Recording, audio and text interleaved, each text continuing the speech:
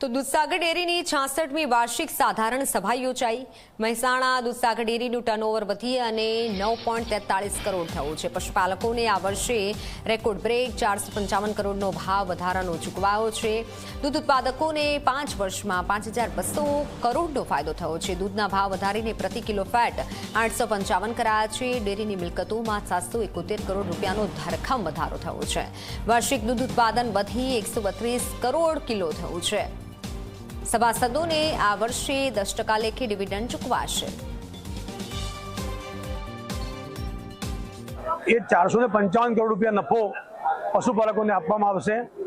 એ નફાના કારણે વર્ષનો આખરી ભાવ 1003 રૂપિયા કિલો ફેટે થયો છે। એ ડેરીના ઇતિહાસમાં 66 વર્ષની અંદર પ્રથમ વખત આટલો દૂધનો ભાવ આપણે આપી શક્યા છીએ।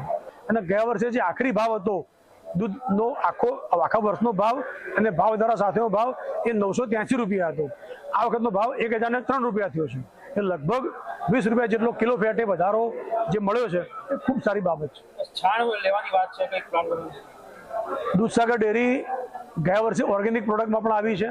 દૂધસાગર ડેરીના પશુપાલકો ખેડૂતો જે પણ ઓર્ગેનિક રીતે અનાજ કઠોળ પકવશે એ બધું લઈ અને અમે એનો પ્લાન્ટ જે બનાવ્યો ખેરાલુ મુકામે એમાં પેકિંગ કરી અમૂલના માધ્યમથી આખા દેશ અને દુનિયામાં વેચવાની શરૂઆત થઈ ગઈ છે।